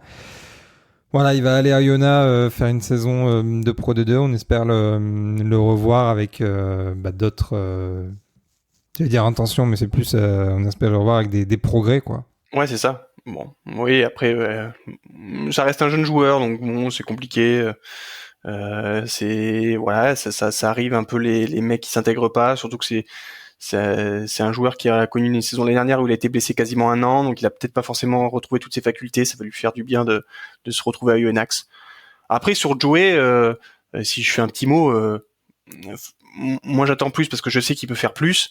Après sa saison n'est pas cataclysmique. Sur les 6 victoires extérieures, 4 fois c'est lui qui est titulaire.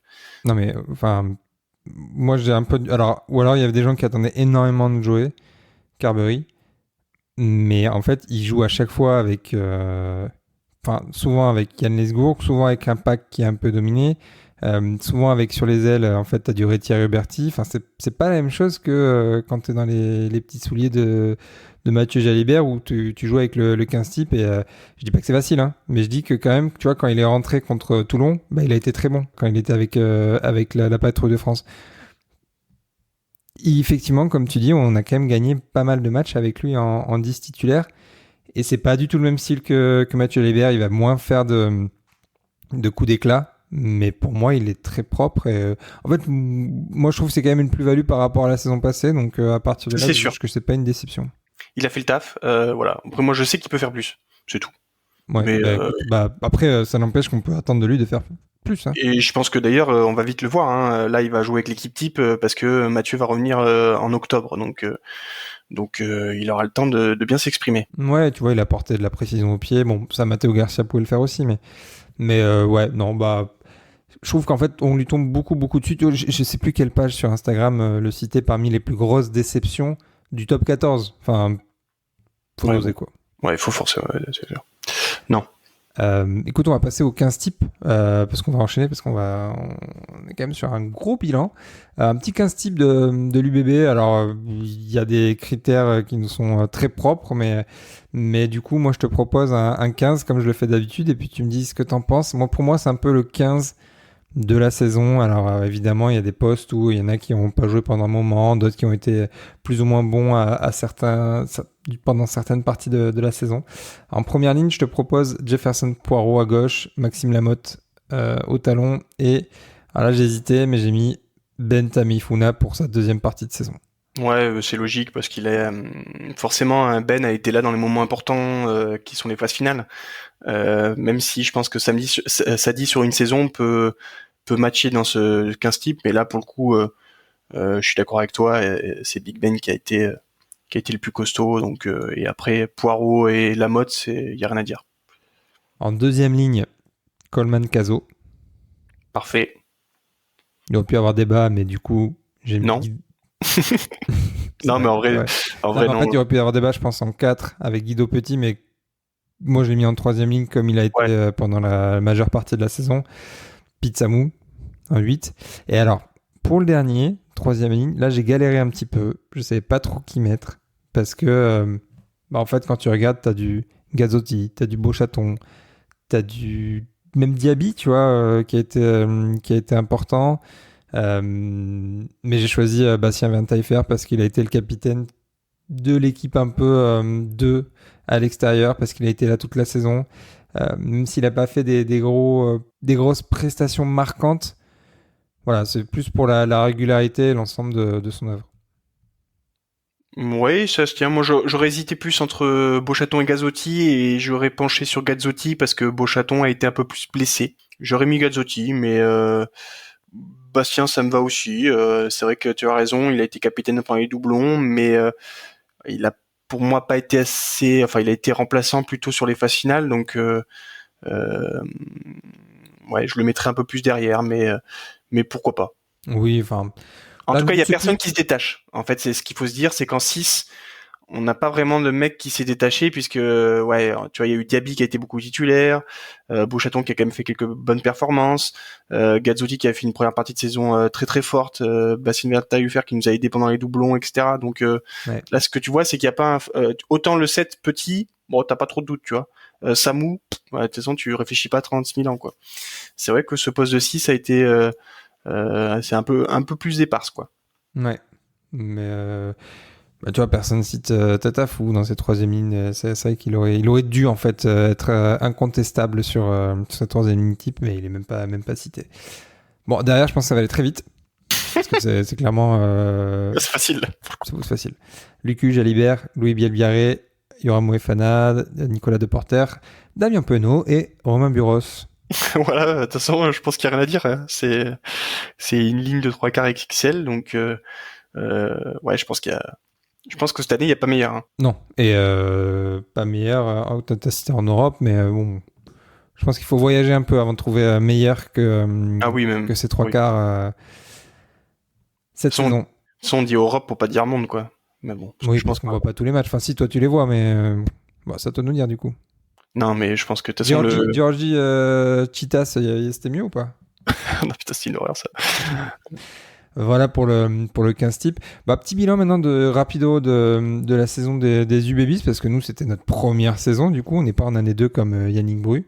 Rapidement, en termes de chiffres, on a fait 40 épisodes réguliers un peu, 8 hors série. C'est peut-être pas fini d'ailleurs, parce qu'on risque d'en refaire avant le début de la saison. On a eu à peu près 35 000 écoutes. 33 ou 34, il me semble précisément. Donc on n'avait pas d'objectif là-dessus, donc on est forcément très content. Avant d'enregistrer cet épisode, on était à 51 heures d'enregistrement, donc on est sur 52-53 heures d'épisodes, d'émissions. Donc c'est énorme. Là aussi, pareil, si on s'était dit en octobre qu'on allait faire 50 heures à papoter rugby et qu'il allait y avoir des gens qui nous écoutent, on n'y a jamais cru, donc trop cool. Et ça, c'est aussi grâce au retour que vous nous faites. Donc là-dessus, franchement, nous, on prend tellement de plaisir à faire ça entre potes. C'est encore mieux qu'il y ait des gens qui nous écoutent. Donc 35 000. Voilà pour cette saison. On va arrêter peut-être de faire les extraits qu'on pouvait faire jusqu'alors. Dites-nous si d'ailleurs ça vous était utile ou pas. On faisait pas mal d'écoutes sur ces extraits, mais est-ce que ça a une vraie utilité autre que être tout le temps sur Spotify en notif? Dites-nous par message si ça vous étiez utile, parce que c'est un truc un petit peu chronophage à faire. Donc si c'est utile, on continuera de le faire. Si ça l'est pas, on arrêtera et puis on fera un peu moins d'écoute, mais c'est pas très grave. Autre chose qui a marqué un peu notre saison, qui va marquer du coup la saison 2, c'est l'ouverture du Tipeee. On n'attendait pas grand-chose, si ce n'est un peu d'aide pour voilà, tous les mois ça coûte quand même de l'argent de faire ce podcast, donc on voulait solliciter un peu l'aide des gens qui nous écoutent, et franchement on a été impressionnés de toute cette générosité, donc merci beaucoup. Ça va nous permettre largement de faire une saison 2 et même pourquoi pas commencer à faire gagner un peu des lots, donc ça c'est cool. D'ailleurs, en parlant de lots, on va peut-être avoir des partenaires sur cette deuxième saison. Alors rien d'acté, on n'a pas non plus 36 marques qui nous ont contactés, hein, mais voilà, on commence un peu à papoter avec 2-3 acteurs dans le monde du rugby, donc ça peut être marrant à faire, et surtout l'idée c'est d'essayer de trouver des petits lots à faire gagner à nos auditeurs pour faire vivre un peu cette communauté entre guillemets de fans de l'UBB. Mais je pense que Boyan sera d'accord, ce qui a été vraiment très cool cette saison, enfin en tout cas sur le podcast qu'on a pu faire, c'est les rencontres qu'on a fait. Alors rencontre, toi c'est pas une rencontre, mais tu vois qu'on a commencé avec Richard Darambide en invité, après Nicolas Etienne des United BB, recevoir Yannick Bru, recevoir Connor ça a été vraiment trop cool quoi. Incroyable. C'est vrai je pensais pas en faisant ce petit podcast autant échanger avec du monde. Alors ça a été cool aussi avec les supporters, hein, que ce soit des supporters de Clermont, de Vannes. Enfin, on a fait les causeries de la rade aussi. Enfin voilà, on a fait énormément de copains, donc et même copines avec Montpellier, donc Castres. Donc du coup, c'était vraiment sympa. Et puis après, ouais, cet échange avec Yannick Brugge, c'était juste incroyable. D'échanger avec cette personne qui est le coach qui est hyper intéressant, hyper facile à communiquer avec lui. Passionnant. Donc, ouais, c'était incroyable. Donc ça fait vraiment plaisir, ouais. Mais ça c'est pareil, tu vois, comme les écoutes ou le nombre d'heures d'enregistrement, c'est quelque chose quand tu te lances en octobre. On te dit vous essayez d'avoir des lignes bruits, t'es là, mais pas du, enfin non, c'est pas du tout un objectif, mais en tout cas c'était un énorme plaisir quoi de pouvoir faire ça, donc trop cool. Et ça c'est forcément grâce à vous qui nous écoutez, et surtout grâce à Patrick du bébé fan qui nous avait qui avait soufflé l'idée au staff pendant une réunion avec les supporters. Donc ça, encore un immense merci à Patrick. On espère pourquoi pas avoir bientôt, on a mentionné Laurent Marty, mais pourquoi pas Frédéric Garcia. Moi j'ai écouté les causeries de la rade avec Cédric Béal qui est responsable des espoirs. C'est passionnant, il parle de chaque espoir, de son projet de développement, de comment il fonctionne, comment il va recruter des mecs, etc. C'est incroyable, et je rêverais d'avoir Frédéric Garcia dans le podcast. En tout cas, nous on est rentré un peu en contact avec le club, notamment pour avoir le président. Donc on espère que on aura encore des acteurs de l'UBB, que ce soit des gens du staff ou des joueurs la saison prochaine. Pourquoi pas des recrues d'ailleurs. Ça peut être cool de les présenter et d'aller à leur rencontre, pourquoi pas en août ou en septembre. Tu vois, j'ai n'importe quoi, un Martin Pagerello, même un Cameron Woki, ça peut être très, très sympa à faire. Et tu vois, tu mentionnais les supporters. Trop bien aussi à chaque fois d'avoir des supporters adverses. Tu mentionnais les causeries de la rade, c'est une vraie rencontre qui était très cool, qui nous ont invités aussi derrière. Greg Aki, le Toulousain. Oui. Oui, forcément. Qu'on a eu 8 fois dans la saison, qu'on est obligé de le mentionner, mais qui est vraiment un mec qu'on a pu voir aussi à la demi-finale de Champions Cup au Matmut, donc trop cool aussi de faire des rencontres. Et puis même l'autre podcast, enfin le numéro 1 des podcasts rugby, on a eu le trio des petits bureaux c'était super cool. Même Nogodi aussi qui était venu. Il y a eu du beau monde, hein. C'était super intéressant. Ça, Emery. Et des tweetos aussi, Gauthier, Dylan aussi. Enfin voilà, c'est vrai que ça fait plaisir d'échanger avec du monde, de confronter des avis, donc c'était super cool. Carrément, tu vois, j'avais noté un peu les noms, donc du petit bureau, on a Émeric Milan, Alexandre Priam et Clément Combe, donc le petit bureau, les trois du petit bureau. Gauthier Baudin, tu l'as mentionné, Nogodi, tu l'as mentionné, Alexis aussi d'Amour du rugby, qui était très cool, Hugo de Rugby Physio, Franchement, en fait, c'est que des mecs que nous on écoute ou qu'on regarde. Donc en fait, C'est faire ça. ce podcast, ça nous a permis de rencontrer des gens du club, trop bien, de rencontrer des gens qu'on regarde et avec qui on kiffe échanger. Donc franchement, que du bonheur. Et du coup, bah, la question maintenant, Yann, c'est de savoir si tu vas rempiler sur une deuxième saison. Ah, mais ça, c'est bon, ça. T'es signé? Oui. Tu fais quoi? Tu fais un 1+1 comme Pavrello? Comme les vieux, ils font ça, ouais. Comme les vieux, ouais, bah t'es en pré-retraite, écoute. Il faut que je dénonce mon contrat ou pas. Donc ouais, on a hâte de la prochaine saison, mais d'ici là, on va refaire un peu des formats comme aujourd'hui où en fait, on va juste parler de la prochaine saison. Pour le prochain épisode, ce sera la semaine prochaine, je pense. C'est possible. Celui-là, je sais pas exactement quand est-ce qu'il va sortir, mais voilà pour ce bilan. Bah, on espère que ça vous a plu. N'hésitez pas à nous envoyer des messages sur Instagram ou à nous mentionner sur Twitter ou nous envoyer même des messages. Nous, c'est toujours un régal d'avoir des retours, des questions, des avis, des commentaires. N'hésitez pas. Vous pouvez aussi les mettre directement sur Spotify, sur Deezer, etc. En tout cas, on espère que vous avez pris du plaisir encore une fois à écouter ce petit hors-série qui a duré bon un petit moment quand même, mais il fallait qu'on le fasse quand même ce bilan parce que comme je disais, on a attendu d'avoir le coach, le président, etc. Mais bon, personne vient, du coup on se le fait à deux et puis on espère bah, du coup pour avoir un épisode avec un invité pour la transition entre les deux saisons. Parfait, on fait ça. Allez, passez tous une très bonne journée, une très bonne soirée, une très bonne semaine. Ciao tout le monde.